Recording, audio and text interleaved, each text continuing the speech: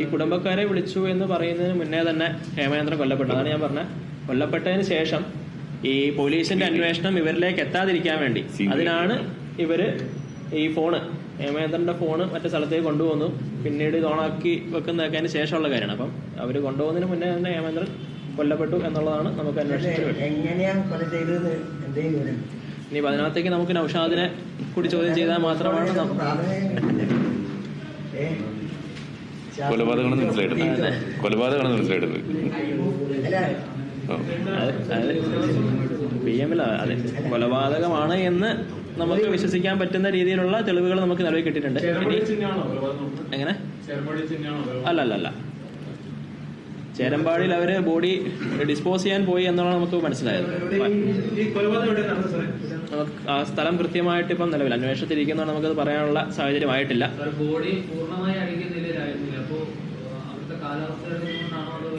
ആ രീതിയിൽ നിന്നുള്ളതാണ് നമുക്ക് പ്രാഥമികമായിട്ട് മനസ്സിലായിട്ടിരിക്കുന്നത്. അവരുള്ള ബന്ധപ്പെട്ട ഫോറൻസിക് വിദഗ്ധരുമായിട്ടൊക്കെ സംസാരിച്ച സമയത്ത് അതാണ് എന്നുള്ളതാണ് ഒരു പ്രിലിമിനറി ഒബ്സർവേഷനായിട്ട് അവർ പറഞ്ഞിരിക്കുന്നത്.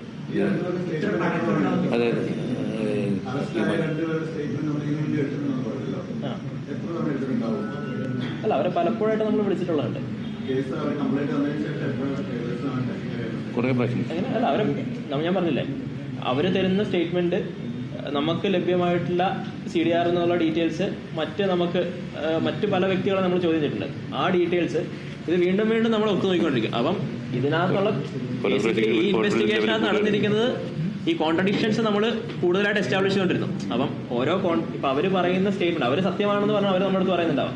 അത് നമ്മുടെ ഇൻവെസ്റ്റിഗേഷൻ മുന്നോട്ട് പോകാൻ സാധിക്കും. ഒരുപാട് പേരെ സ്റ്റേറ്റ്മെന്റ് എടുക്കുന്നു.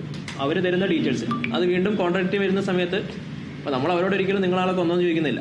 അത് ഈ പറയുന്ന ഒരു ഇൻവെസ്റ്റിഗേഷൻ നമുക്ക് വെളിവായി വന്ന കാര്യമാണ്. നൗഷാദും മൊഴി തന്നിട്ടുണ്ട്. നൗഷാദ് ഈ പറയുന്ന അന്വേഷണത്തിന് മുന്നേ പോയിട്ട് 2 മാസം ആയതേ ഉള്ളൂ. എങ്ങനെ? നൗഷാദിനോട് നമ്മൾ ഒരിക്കലും ഈ ഒരു കാര്യം ചോദിക്കുന്നില്ല. നമ്മൾ അവൈലബിൾ ആയിട്ടുള്ള ഡീറ്റെയിൽസ് മാത്രമാണ്. നമ്മുടെ മുന്നിലുള്ള കാര്യങ്ങൾ വെച്ചിട്ട് അവരെ സ്റ്റേറ്റ്മെന്റ് എടുക്കുന്നു. അവർ പറയുന്ന കാര്യങ്ങൾ നമ്മൾ സ്റ്റേറ്റ്മെന്റ് റെക്കോർഡ് ചെയ്ത് വെക്കുന്നു. അപ്പോൾ ഒരിക്കലും നൗഷാദ് ഇന്ന ആളെ കൊന്നോ എന്നുള്ള രീതി നമ്മൾ ചോദിക്കുന്നില്ല.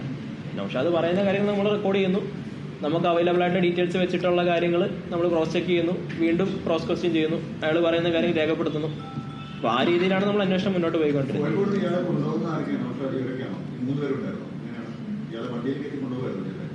അതെ. അല്ല, ഇവർക്ക് പൈസ കൊടുക്കാനുള്ളത് അപ്പം പൈസ അറേഞ്ച് ചെയ്ത് കൊടുക്കാം എന്നുള്ള രീതിയിലൊക്കെ ഉള്ള കാര്യങ്ങൾ പറയുന്നുണ്ട്. ഒരിക്കലും ഒരു ഇല്ല. ഞാൻ പറഞ്ഞില്ലേ, ആദ്യം ഈ പറയുന്ന യുവതിയെ വിളിച്ചിട്ടാണ് അദ്ദേഹം പുറത്തു വരുന്നത്. അതിനുശേഷം തുടക്കത്തിലുള്ള ആ ഒരു കാര്യം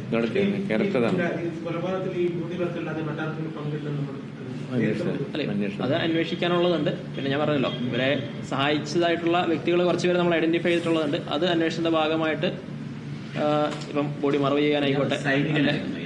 എങ്ങനെ? വിളിപ്പേരാണ്, നിക്നെയിമാണ്. പട്ടാളം എന്ന് വിളിക്കാറുണ്ട്. അല്ല, ഇയാള് പലരോടും പട്ടാളക്കാരനാണെന്നൊക്കെ പറയാറുണ്ട്. അപ്പൊ അതുകൊണ്ട് ഇയാളെ അറിയപ്പെടുന്ന പട്ടാളം എന്ന രീതിയിൽ ഇയാളൊരു പേര് ഉണ്ട്. അയാളെ സ്കൗട്ടും ആകാര രീതിയൊക്കെ ആ രീതിയിലാണ്. കുറച്ച് നാളായി. കണ്ണൂരിലുള്ള സ്ത്രീയും ഈ ഗുണ്ടൽപേട്ടിലുള്ള സ്ത്രീക്കും ഒക്കെ കൃത്യമായിട്ട് അറിയാമായിരുന്നു ഇങ്ങനെ കൊലപാതകം നടത്താൻ വേണ്ടിയിട്ടാണ് അല്ലെങ്കിൽ വെറും കിഡ്നാപ്പിംഗ്, പണം തിരികെ വാങ്ങാനുള്ള ഒരു പ്ലാൻ അത്രമാത്രമാണോ? ഇതിനകത്തിപ്പോ തുടക്കത്തില് ഈ പറയുന്ന കണ്ണൂരുള്ള യുവതിയിൽ നിന്നുള്ള കിട്ടിയ ഡീറ്റെയിൽസ് അവരുടെ റോളത്തിലാണെന്നും അവര് പറയുന്നുള്ളത്. ഞാൻ പറഞ്ഞല്ലോ, ഈ അന്വേഷണം മുന്നോട്ട് പോകുന്ന സമയത്ത് അവർ പറയുന്ന കാര്യങ്ങളും നമുക്ക് അവൈലബിൾ ആയിട്ട് തെളിവുകൾ നമ്മൾ നിരത്തും. അത് വെച്ച് ആ രീതിയിൽ അവരെ ബ്രേക്ക് ചെയ്യാന്നുള്ളതാണ്. അപ്പൊ ആ രീതിയിൽ ഇത്രയും വരെ നമ്മൾ ചെയ്തു. എങ്ങനെ? അല്ലല്ല, ഞാൻ നേരത്തെ പറഞ്ഞല്ലോ ഒരു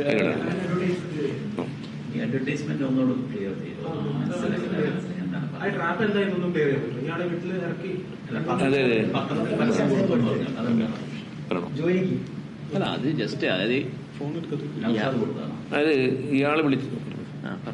അതായത് ഇവർ വിളിച്ചിട്ടുണ്ടാവും, പൈസ കൊടുക്കാനുള്ള ഇവർ വിളിച്ചാൽ ഇയാൾ ഫോൺ എടുക്കില്ല, ഇവർ കൂടെ പോവില്ല, സ്വാഭാവികമായിരിക്കും. പക്ഷെ കൂട്ടി മുട്ടിക്കഴിഞ്ഞാൽ പിന്നെ അവന് സോപ്പടിച്ചിട്ട് കൂടെ നടന്ന് ഇനിയിപ്പോൾ 2 ദിവസം കൊണ്ട് തരാം 3 ദിവസം കൊണ്ട് തരാൻ പറഞ്ഞ് പോകും. അപ്പോൾ ഈ ഗ്യാപ്പിൽ ഇവരെ കിട്ടണമെങ്കിൽ ഇവർ കൈ കിട്ടണമെങ്കിൽ ഇവർ വിളിച്ചാൽ വരില്ല എന്നുള്ളതുകൊണ്ട് ഇവരൊരു പെണ്ണ് വെച്ച് ട്രാപ്പ് ചെയ്തു.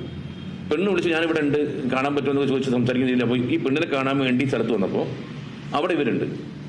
അപ്പോൾ ലോക്കായി. അപ്പോൾ ഇവരോട് പിന്നെ ബഹളം കൂട്ടുന്നില്ല, 2 ദിവസം കൊണ്ട് പണം തരാമെന്നൊക്കെ രീതിയിലൊക്കെ പറഞ്ഞിട്ട് അവരെ കൂടെ കയറി പോകുന്നൊരു സിസ്റ്റം അവിടെ ഉണ്ടായി. ഈ പെണ്ണ് വെച്ചിട്ടല്ലാതെ ഇവർക്ക് ഇവരെ കിട്ടുന്നൊരു സിസ്റ്റം അല്ലായിരുന്നു. വേണ്ട, പരസ്യത്തിൽ വിളിച്ചിട്ട് പരിചയം മാത്രമേ ഉള്ളൂ. ആ പരസ്യം കിട്ടാൻ പറ്റില്ല മാത്രമാണ് നൗഷാദ് പരസ്യം കൊടുത്തെന്ന് പറയുന്നത്. പരസ്യത്തിന് ഈ കേസുമായിട്ട് വേറെ ബന്ധമൊന്നുമില്ല. പെണ്ണ് ഹേമചന്ദ്രനുമായിട്ട് സൗഹൃദം സ്ഥാപിച്ചു. നൗഷാദ് പല കണക്ഷൻ ആയത് ഈ പരസ്യത്തിൽ കണ്ടിട്ടാന്ന് മാത്രം. നൗഷാദ് പറഞ്ഞിട്ട് ഹേമചന്ദ്രനെ ഇവര് ബന്ധപ്പെടുന്നു. പിന്നെ ഓരോ പ്രാവശ്യവും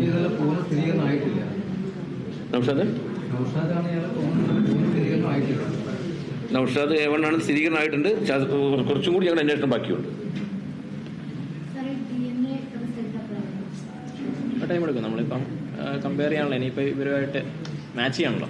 അതിനുള്ളൊരു സ്വാഭാവികമായിട്ടുള്ളൊരു സമയപരിധിന് ആവശ്യമുള്ളതാണ്. അതെ, ഇല്ല, അവർ നമ്മൾ കണ്ടെത്തിയിട്ടുണ്ട്. ഞാൻ അന്വേഷിച്ച് ചെയ്തിട്ടുണ്ട്. അത് ഫോറൻസിക് ഡോക്ടറായിട്ട് സംസാരിച്ചിരുന്നു. അപ്പോൾ നമുക്ക് ഹിമാലയത്തിലൊക്കെ നമുക്ക് കണ്ടാൽ 25 വർഷം 30 വർഷമുള്ള ബോഡി അതേപോലെ കിടക്കുന്നുണ്ട്. ഇതേപോലെ ഈ സ്ഥലത്ത് ഒരു പ്രത്യേക തണുപ്പുള്ള സ്ഥലമാണ്, അടിയിലൂടെ ഉറവ് പോകുന്ന സ്ഥലമാണ്. അപ്പോൾ ആ ക്ലൈമറ്റിൽ ഇത് കൂടുതൽ എഴുകാതെ അവിടെ ഉണ്ടായിരുന്നു എന്നുള്ളതാണ്. ഒരു ശരിച്ചു കിടത്തിയ നിലയിൽ അവർ പറഞ്ഞ രീതിയിൽ തന്നെയാണ് ബോഡി ഉള്ളത്. ഇല്ല, അത് കിട്ടിയില്ല. പോസ്റ്റ്മോർട്ടം റിപ്പോർട്ട് കിട്ടിയിട്ടില്ല. പഴക്കമല്ല, ഇത് ഈ കാര്യം പറയുന്നത് മാത്രമേ ഉള്ളൂ. അത്ര അഴുകിയിട്ടില്ല എന്നുള്ള കാര്യം അവർ പറയുന്നത് മാത്രമേ ഉള്ളൂ. അത് കാലാവസ്ഥയുടെ ഒരു പ്രത്യേകത. അതെ, അത് പറഞ്ഞത് ഒരു 5 ലക്ഷത്തിനടുത്തായിരിക്കും. അത് എമൗണ്ട് കൃത്യമായിട്ട് നമുക്ക് വരേണ്ടതുണ്ട്. നൗഷാദോട് വന്നതിന് ശേഷം നമുക്കത് ഡിസ്പോസ് ചെയ്യാൻ പറ്റൂ. കാരണം കുറേ കാര്യങ്ങൾ, ഇപ്പം കുറച്ച് കാര്യങ്ങൾ ഇത് നൗഷാദ് വന്നതിന് ശേഷം നടത്തേണ്ട കാര്യമാണിത്. പക്ഷെ അതിനു മുമ്പേ പലതും പല രീതിയിൽ പത്രത്തിൽ വാർത്ത വരുമ്പോൾ ഒരു ശരിയായ രീതി എന്ത് എന്ന് പറയേണ്ടതുള്ളത് കൊണ്ടാണ് സാർ ഇപ്പോൾ ഒരു നടത്തിയത്. അല്ലെങ്കിൽ ഇപ്പോഴും നടത്തില്ല. ഞങ്ങൾ ഇൻഫർമേഷൻ കറക്റ്റ് ആയിട്ട് പോയില്ലെങ്കിൽ നമ്മുടെ ഇൻവെസ്റ്റിഗേഷനെ പിന്നീടായാലും പ്രതികൂലമായിട്ട് ബാധിക്കും. നൗഷാദിനെ കൊണ്ടുവന്നിട്ട് ചെയ്യേണ്ടതുള്ളൂ. ഇറങ്ങി ഈ തുടരന്വേഷണം ആരുടെ നേതൃത്വത്തിലായിരിക്കും? അല്ല, നമ്മൾ തീരുമാനിക്കും. പോസ്റ്റ്മോർട്ടത്തിൽ പറഞ്ഞിട്ടുണ്ടോ? ഇല്ല, അത്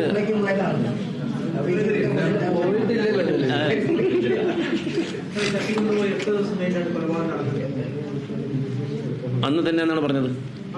അന്ന് തന്നെ പറയുന്നു. പിറ്റേന്ന് അന്ന് തന്നെ കൊണ്ടുപോയി പിറ്റേന്ന്. സത്യത്തിൽ കൊല്ലാൻ വേണ്ടി ചെയ്തതാണോ അല്ലെങ്കിൽ മരിച്ചു പോയതാണോ? ആക്രമണത്തിനിടയിൽ മർദ്ദനത്തിനിടയിൽ അങ്ങനെയാണോ?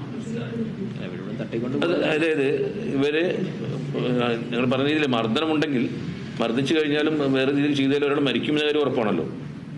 പിന്നെ കൊല്ലാൻ വേണ്ടി ചെയ്തത് തന്നെയാണ് നമ്മളിപ്പോൾ അന്വേഷണത്തിലുള്ളത്. കാശ് കിട്ടില്ലല്ലോ.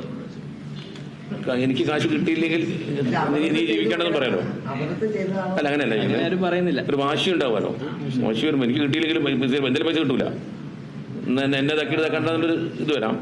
ഇനി അതല്ല, അന്ന് വല്ല പ്രൊവോക്കേഷൻ ഉണ്ടായോ? ഈ പൈസ കൊടുക്കാമെന്ന് പറഞ്ഞാൽ പിറ്റേന്ന് എത്തിക്കാന്ന് പറഞ്ഞ സമയത്ത് കൊടുക്കാത്തത് കൊണ്ട് വീണ്ടും പറ്റിച്ചാൽ രീതിയിൽ പ്രൊവോക്കേഷൻ ഉണ്ടായി. എന്താണെന്ന് കൂടുതൽ കാര്യത്തെ പറ്റി നമ്മൾ അന്വേഷിച്ച ശേഷം പറയാൻ പറ്റുള്ളൂ.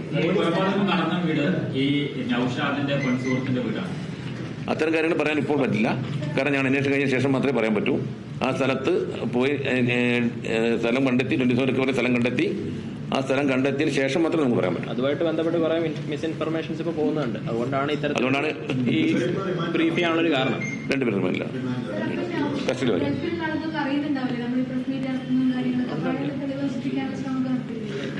അതായത് സിനിമയിലെ റീലില്